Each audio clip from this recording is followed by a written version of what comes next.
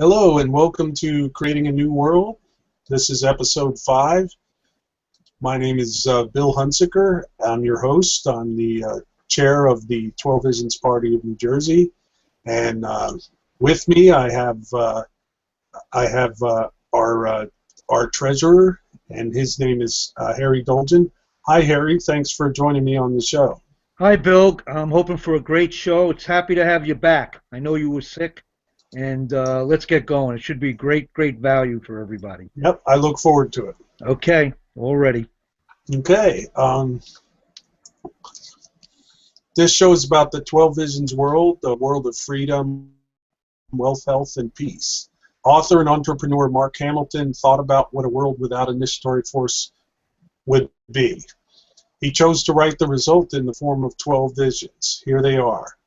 1. Become the person you were meant to be.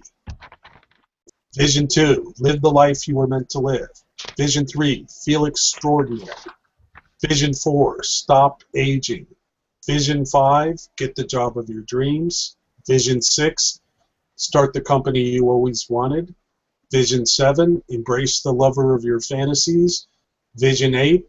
Diet down to the body you always envied. Vision 9. Become a genius. Vision 10. Surround yourself with geniuses. Vision 11. Ride a prosperity wave that will make you a millionaire. Vision 12. Enjoy nearly perfect physical and mental health. Woohoo! Sounds wonderful, doesn't it? You bet. Unfortunately, it does not exist except as an idea. On this episode, we will look at Vision 4, Stop Aging. So we're going to get started with a little bit of reading.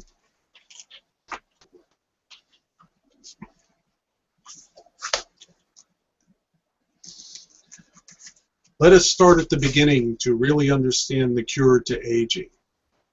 Realize once we say curing aging, then we are actually saying something much further. We are saying curing death, or biological immortality. Curing aging also means properly preparing oneself and civilization for immortality, which causes much greater resistance to curing this 100% fatal disease. Curing death, for instance, is simply not desired by the average person who feels the burden of life lurking beneath his sappy experiences of life.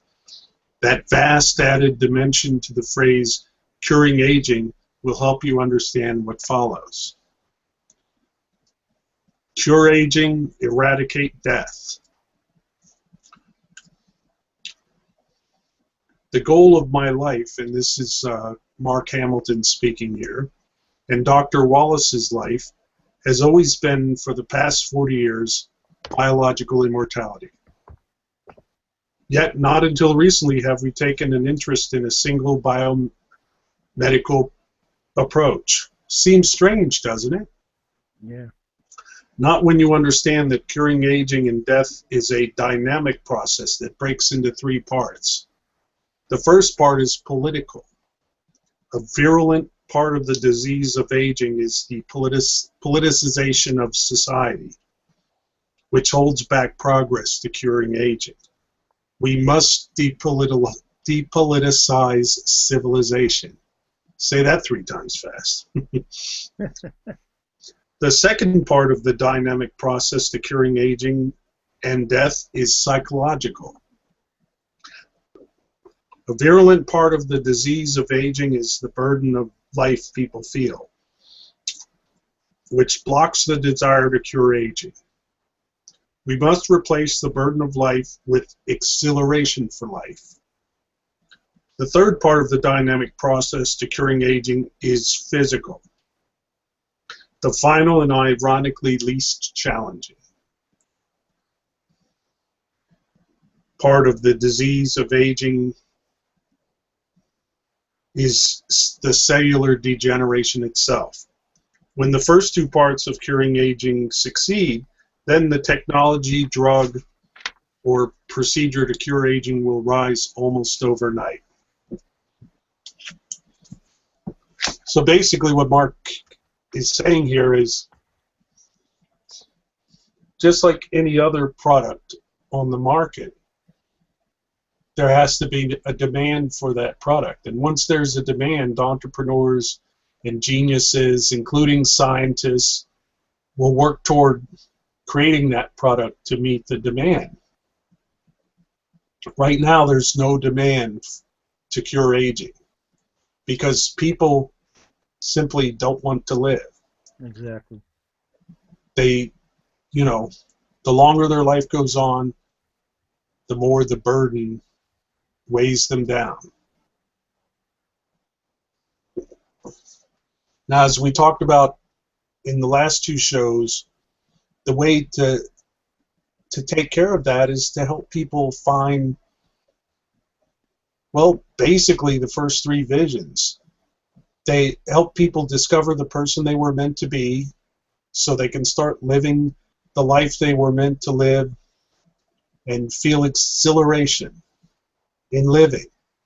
And then they'll want to live forever, and they'll want the cure for aging. Exactly. Because they'll be enjoying life.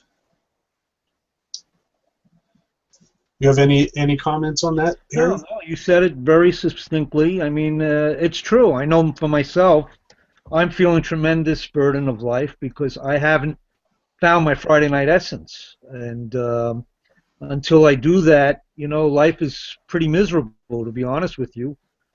I feel the burden of life. Everything that you've said about Mark and this literature is so true.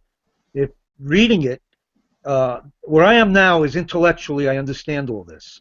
The problem is I haven't been able to translate that into an action plan. Okay? And it's a shame that the physical part of curing aging and death is the easiest part.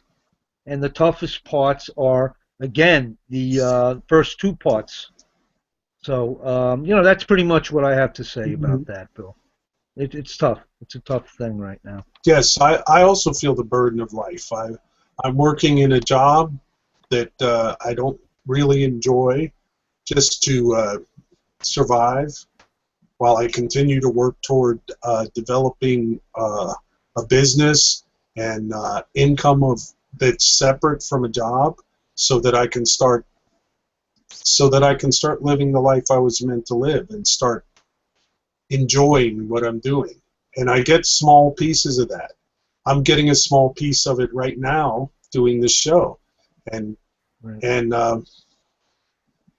the problem is Monday morning I have to go back to work and go through the hassles of trying to do a very difficult and exasperating job. And that's the burden of life, which I'm experiencing right now. And if I have to continue this way, I don't want to live forever, because it's just too much. It's too burdensome. It's too, and I feel the same way most people feel. Yep. But if I can get into the 12 Visions world, a world where everyone is encouraged to be the person they were meant to be and live the life they were meant to live, then I do want to live forever. I just don't want to live forever in the world we're in now.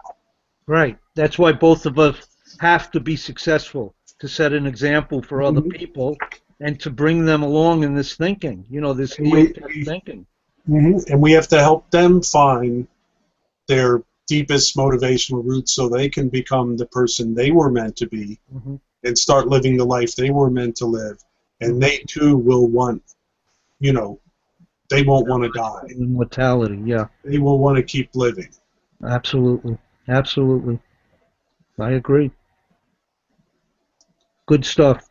Good stuff. So hopefully we can make this happen. Yep, we're going to read a little bit more here.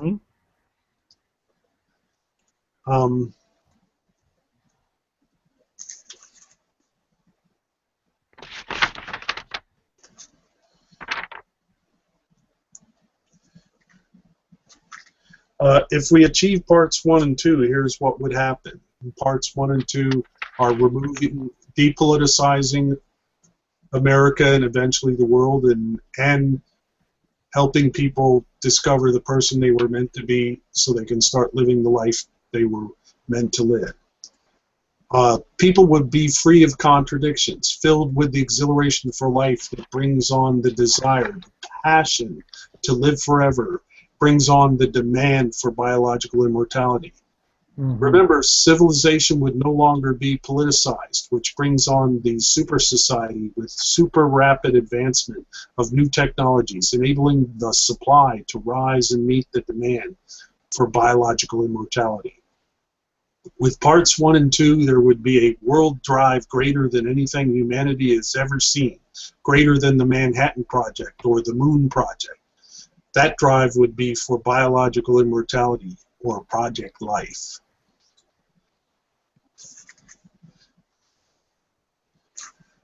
Okay, and he also says, now let us go back and take a deeper look into this three-part cause and effect process for curing aging and death.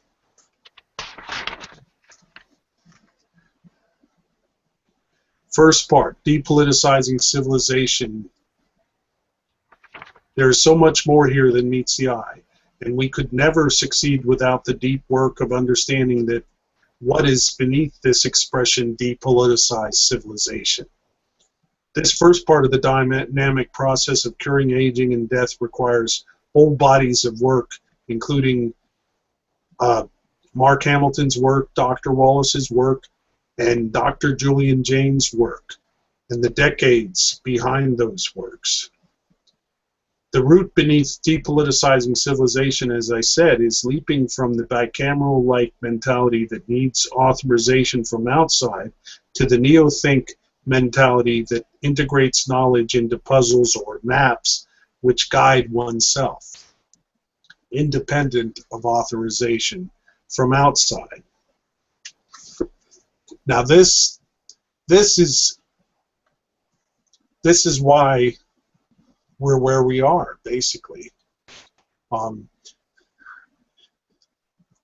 Our brain, as it has evolved, looks for external authority, but consciousness gives us the ability to bring information in, put it together, and make our own decisions about our lives. And once you learn how to bring information in and put it together yourself, you don't need to rely on external authorities, other people, to tell you what to do. And I'm still learning how to do that, and I know you're just beginning to learn how to do that, Harry. Correct. It's a scary step. I've been following directions my whole life, ever since I'm a little kid, and to say to me now you have to make your own decisions, you follow your own information, you don't listen to other people, or if you do, you question what they're saying to you. This is a new mentality, neo-think, okay? And I'm struggling with it too. And intellectually, I understand all this, and I'm learning how to integrate, and I'm thinking about it a lot. But it's emotionally, it's hard to do, okay? And what you said is so true. I mean, most people nowadays are too automatic in their thinking and following directions from other people and government and religion. They're like robots, you know. So we have to try to educate these people and stimulate these people. And like I said the first time I spoke to you, we have to use ourselves as an example, hopefully to be successful, fight on a Friday Night Essence, be wealthy and happy, and then show other people how to do it. So. Yes, and what we need to do is integrate reality. What we need to do is bring everything in from outside. Reality exists. It's all around us. It's there. We just have to perceive it to the best of our ability, bring it all together, and then make decisions based on all of that information about what is around us, including what people are talking about, what they want, and once you start doing that, everything opens up to the point where you're just, sometimes I get overwhelmed thinking about the things I want to do, the things that I can accomplish. Yeah. And then I have to slow down and say, wait a minute, you're still trying to do this first thing. I mean, I want to get to the point where I can start doing 2 or 3 things at once, Yeah. and I'm working toward that and learning how to do that. But, it's so hard to break the habits that hold you back, the habits that say, I can't do anything without somebody approving it or somebody saying it's okay to do it. I'm still learning to, that I don't need anyone else's approval. Right. I just, but also I'm not going to just go do something because it feels good at the moment.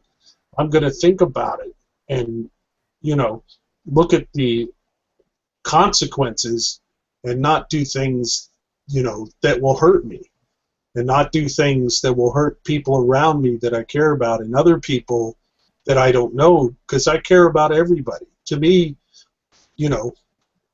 everyone deserves the right to live the life they were meant to live. And, I'm not going to do anything that's going to hold people back or prevent them or, end their life prematurely so that they don't have the opportunity to live the life they were meant to live. Absolutely. Absolutely. Well said. Well said. But for us to educate and stimulate other people, they're so involved in their world, working and getting home and eating, going to sleep, getting up and going to work again. And pretty much everybody's miserable. Okay? We have to try to come up. That's why this show is wonderful. And you're showing people that there's another type of world out there, a better world out there. So just keep doing what you're doing, and hopefully we'll get more and more people thinking in neothink in the 12 visions world. As you've said over and over in different ways, it starts with us, each one of us. Yeah. Taking that step, taking that leap, and saying, I am my own highest authority. Yeah. One can tell me what to do. That's a good starting point. Yep. Absolutely. I make all the decisions. I'm responsible for the outcome of those decisions, and I'm in control. So even if I mess up, I can fix it and I can make it better. Yeah, I'm finding you're right about that. I'm having a hard time taking 100% personal responsibility for my thoughts and my actions. A lot of times I'm still blaming other people, circumstances out there, and so I have to just put a stop sign in my head. When I start doing that and blaming everybody else for what's happening in my life, I got to try to say stop and rethink and use some discipline, thought, and control, and maybe make it into a habit. Yeah, and I also want to say at this point that that while we're covering these concepts, we're not getting really deep into them because,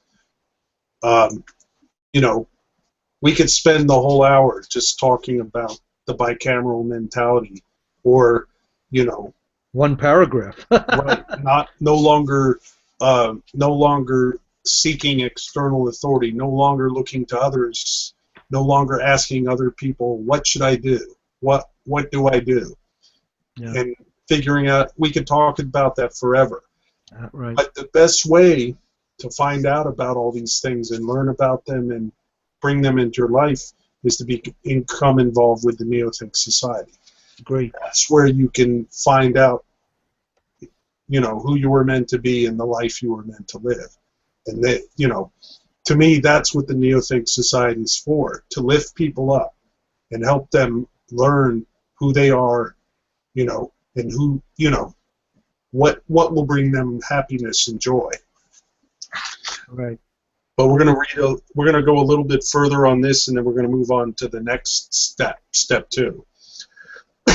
It says, governments as we know them today are mutations of the bicameral mentality, which is the way, the brain that we have that evolved before we became conscious beings. The authorization from outside. That's what the bicameral mentality is. That our brains seek, direction and authorization from outside ourselves.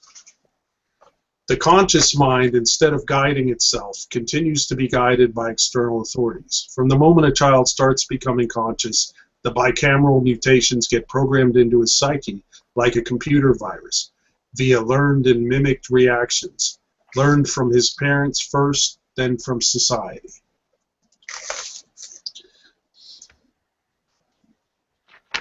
So that's where it all starts.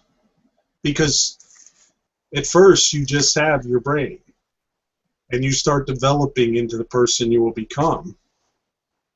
And at first, you learn how to be a conscious person, how to be a person, by imitating and watching your parents and seeing what they do.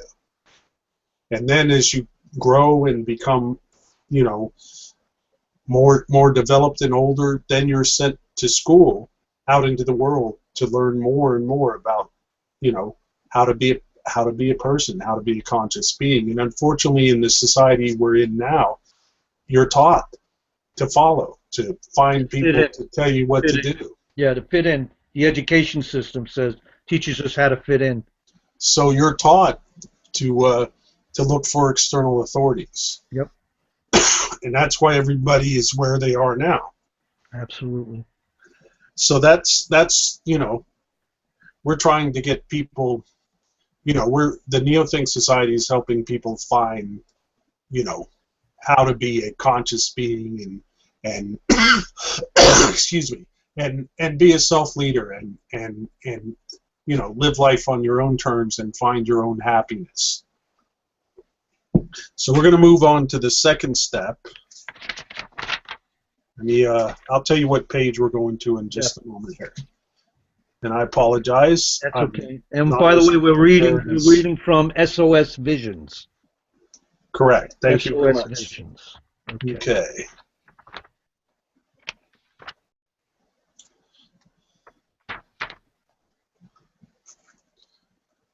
Okay, there's a lot of material here, but I'm going to try to give us the important points and talk about them rather than just read. Yeah, some.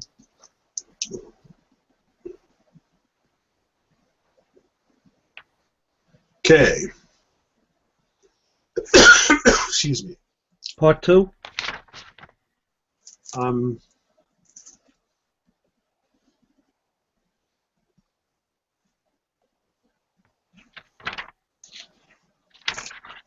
Yes. Replacing the burden of life with exhilaration? Is that where you want to go? I apologize. What page are you on, Harry? That sounds like an excellent place. That's page 78. All of you viewing this, get the SOS Roots. Yep. And Visions, too. We'll explain a lot. Thank you very much. Thank you very much. There's a lot more material here, and I would recommend reading it, whatever version of the literature you have. And if you don't have the literature, I recommend contacting the Neo-Think Society customer service line. And unfortunately, I don't have that information in front of me, but in future episodes, I will be letting everyone know what that information is. But anyway,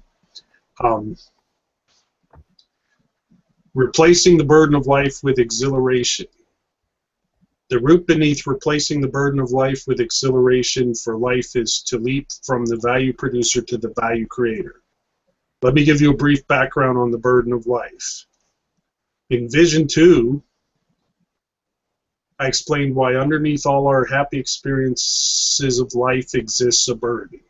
Our happy experiences include getting a good education, landing a good job after our schooling, falling in love, getting married, having children, raising a family, retirement, perhaps travel, seeing the world. But when those happy experiences are all used up, then the burden rises to the surface like the static on an old record when the song ends. The burden that rises between and after the happy experiences allows us to accept death. Why do we have that burden?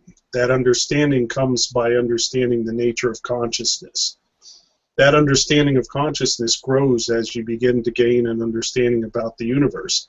an understanding as presented in the third insight in Book 3 that goes beyond the bicameral explanation that God created everything.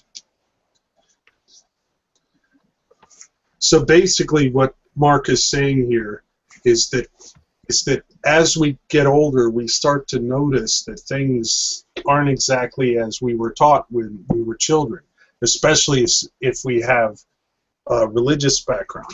But also, we start to notice that because we've been taught to listen to others and look to them for guidance, we often find ourselves doing things that we really don't want to do, that we don't enjoy, and either because we were, our parents just want us to do something, or some counselor or person who had a lot of influence in our life told us we should do this or that.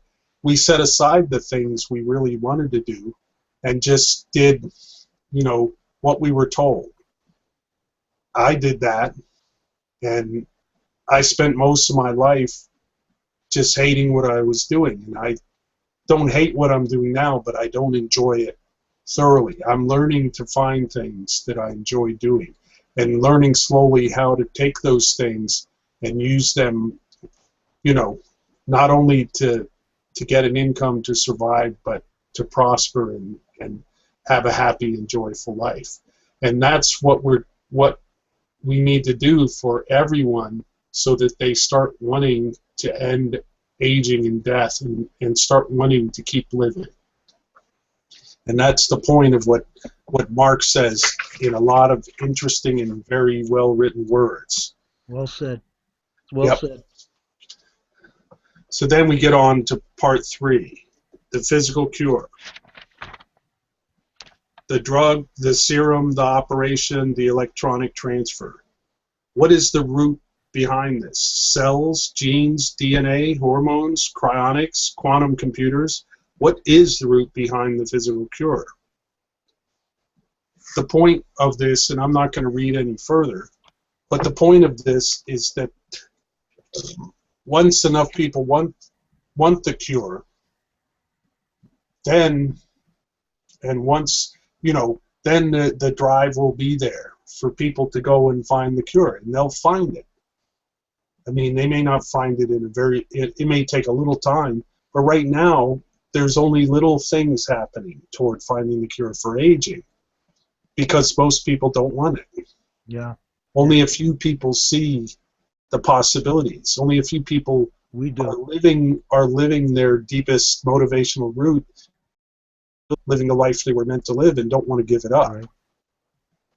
Most people aren't living the life they were meant to live, and aren't, and mostly just distracting themselves from the life they're living, the life that, that they didn't really want. So they don't want to keep living like that because it's too painful, it's too, horrible. So they're not looking for it. They're not asking for it. But once people learn, their deepest motivational root and become the person they were meant to be and start living the life they were meant to live, and once we depoliticize society to get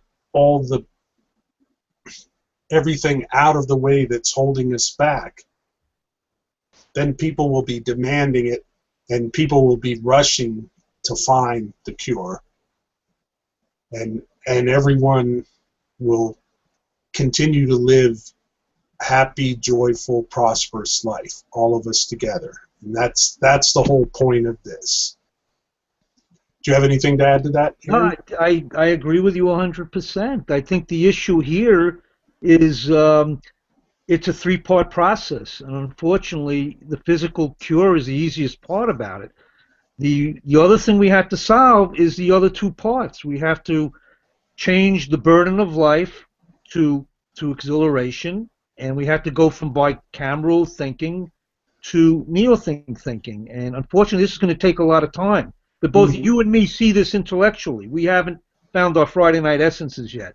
I feel some of it emotionally, And You're farther along than I am, then. yeah, but one way to really feel it emotionally, and where I really started to get a grasp of this, was by reading Mark Hamilton's um, uh, what he calls faction, which is fiction based on fact.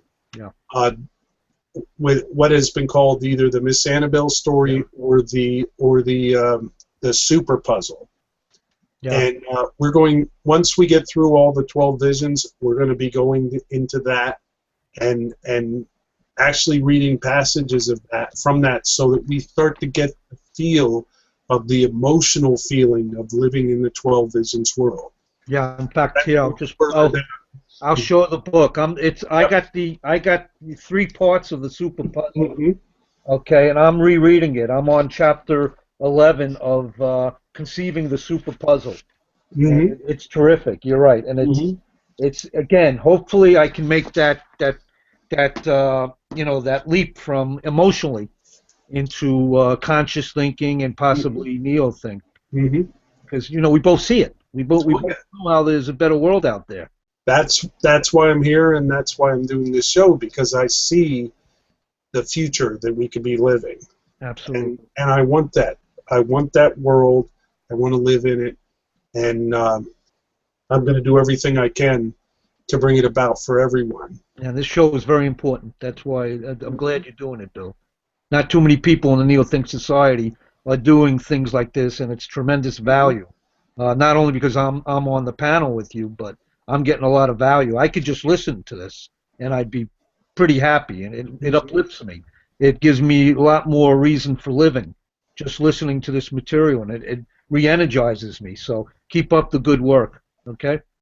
Thank you. We're going to move on now to the next part, which is creating the 12 visions world, and discuss the prime law. But first, we're going to play a little game, which I always look forward to playing. This I'm on game the is spot. called Where's the Force? And the thing about this is there are no wrong answers, because people see things from all different angles. So Good point. for different people, the force is in different places. I mean, the discussion we had in the last show, basically we saw 3 or 4 different perspectives, including perspectives that I wasn't aware of, and perspectives that the other people on the show weren't aware of either. So anyway, Yeah. the topic for today is car insurance. Harry, where's the force? Car insurance. Yes. As I see it, all the ads telling me that we have to be insured and leave our loved ones with money. Okay, that's a Car good thing. insurance. Car Automobile insurance? insurance. Oh, car insurance. Yes, All the automobile Geico insurance. commercials too. Mm-hmm. Car insurance. Well, basically, you can't drive the car unless you have insurance. Basically, that's force right there. And if you get caught, you get put away. If you get stopped and you don't have that car insurance, you don't have that registration, you're dead. You're dead. So again, it's initiatory force. It's the government telling you what you must do. It's not voluntary, and that's it. And Sorry about the that's, first part. yeah, no problem. Life I didn't insurance. state it clearly. Yeah, life insurance. I was And thinking. everything that'll be a topic for a future game. But everything you said is correct. Yeah. In addition to that, in most in most cases, you're told exactly what kind of insurance you can have. Good point. Didn't think of that. And vary from it very much. So there's no choice at all. And and even though you're paying all this money to a company that's insuring you, part of the time you end up paying more money anyway, or you don't get the repairs that you expected, and then you end up paying more because the insurance company did what you were paying them to do in the first place, which was insure your car. Plus, here in New Jersey, we have what's called no-fault insurance. That's right. Yeah. To me, means nobody's responsible. Yeah, I agree. I mean, so, you know, all-around insurance is initiatory force. I mean, I certainly believe in people being responsible for the, you know, the consequences of their actions and be responsible for damaging other people's property or injuring other people while they're driving. But there's obviously better ways to do this. Look at the policy. It's about 20 or 30 pages. Right, and Make sure you look at the fine print, and right, you'll and see half so of it much you. force. You'll see so much force Hmm. that you're ready to say, you know, why am I choosing this insurance company? And you don't have too many choices of which insurance company, which car insurance company to join, because they make it very difficult for you to get insurance, especially if you had more than one or two or three accidents. Hmm. And their rates, the premiums are so high. We can get into this. Oh yeah, we could go on, but we've made the basic point. Yeah. I mean, you know, everyone has a responsibility to drive safely and and um, and do their best not to damage other people's property or injure other people. But you should have A, more choice, and B, you know, better ways of you know, preventing it. You know, an error in judgment or you know, something happening from having a devastating effect on your life. Yeah, I mean, you know, That's and the also only. one last thing, you know, you either have insurance or you can't drive. I mean, I mean, that's the way we live our life. I mean, that's a lot of pressure on And people. because people are being forced to get insurance, some of them revolt and don't get insurance, and that causes more problems for other people when they do get in an accident. And because of that, we have to pay additional money to have insurance for them. Right, and there are people that don't listen and don't get insured and just Right. figure they can get away with it without getting into an accident. Hmm. And hopefully you're not the recipient of one of those people, you know. So you're right. Very good. Okay, we'll move on to the next section, creating the 12 Visions world. 12 Visions movement is a group of like-minded individuals with one goal: to create the 12 Visions world. This movement is being organized by the 12 Visions Party. Here's the purpose of the 12 Visions Party. The TVP has one purpose: to bring about an initiatory, force-free, protection-only, service-based government via the Prime Law Amendment and protection-only budget, forever ending the age-old power-based government and its virulent, force-backed rule of man, forever depoliticizing America and eventually the entire world, thus setting free the geniuses of society, launching the wealth of mankind as described in the TVP platform. Sounds wonderful. Yep. Really quickly, this is how it is going to happen. First, we elect a 12 Visions presidential team. They submit a protection-only budget to Congress and also suggest that the Prime Law Amendment be passed by Congress and, you know, presented to the states to be ratified. Then, of course, the politicians won't want to follow the protection-only budget, which Yeah, takes out most of the government programs that's for sure. and the power that they thrive on. So then the president tells the people that the politicians in Congress are preventing it, and says now we have neo-think minded business people who are willing to go and help, you know, complete this program and fulfill the purpose of the 12 Visions Party, and they're elected to office and they pass the protection-only budget and send out the Prime Law Amendment to the states. Then once that is done, all the pieces of government that have been shut down, that aren't providing protection for the individual, are sold off, and the money brought in from those sales are used to pay off Social Security obligations with interest to everyone who paid into Social Security, and to pay down the national debt. Then we have the new governing dimension, and in that the TVP president and his team and the TVP members of Congress convert the government from the government we have now, which is force-backed and paid for by initiatory force in the form of taxes and a debt, creating a debt that we have to pay without our consent, to a business that provides the protection services for a voluntary fee, and also that does not have a monopoly on providing those services, so that other businesses can compete to provide those services. And that will bring out the end of the rule of man. So logical. Yep.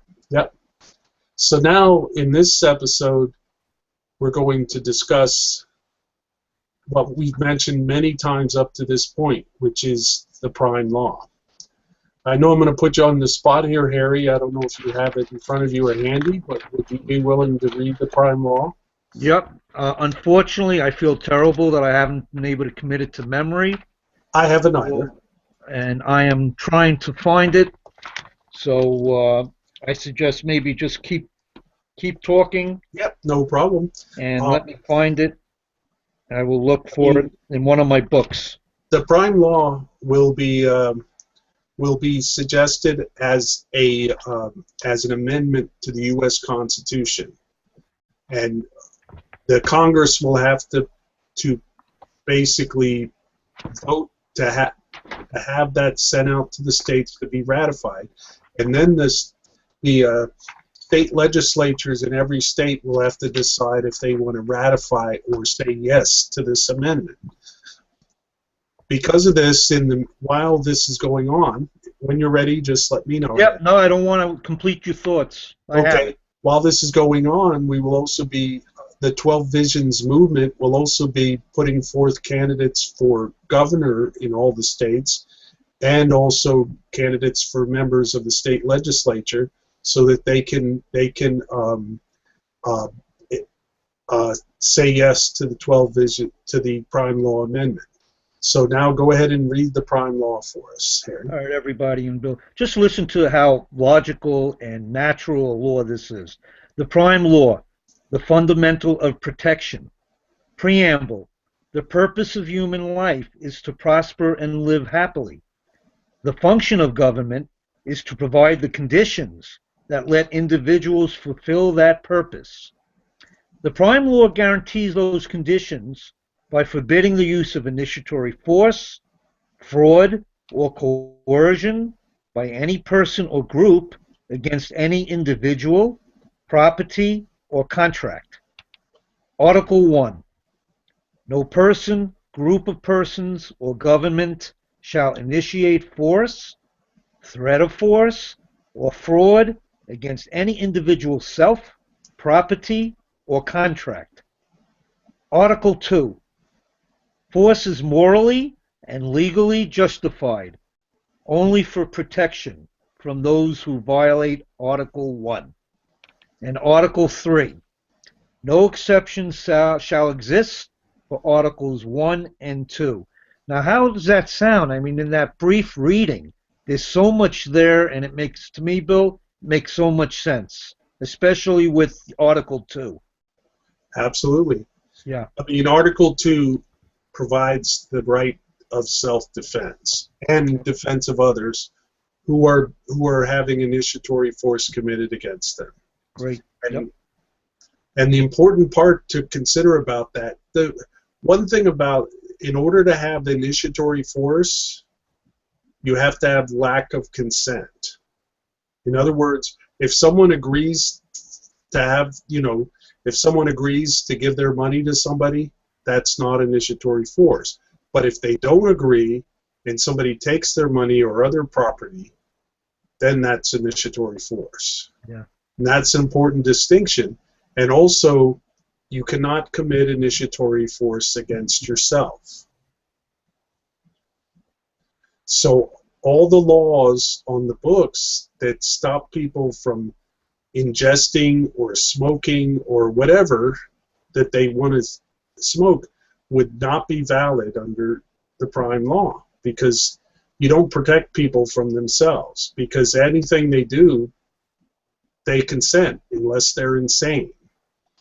Good Does point. that make sense to you? Yeah, good point. Yeah, that gets that you're talking about the whole issue of somebody who wants to possibly commit suicide, whether they are in the right state of mind or not, and then should the government take over and put them away if they think they're not in the right state of mind. But if they are in the right state of mind, then obviously I don't think government has a right Mm-hmm.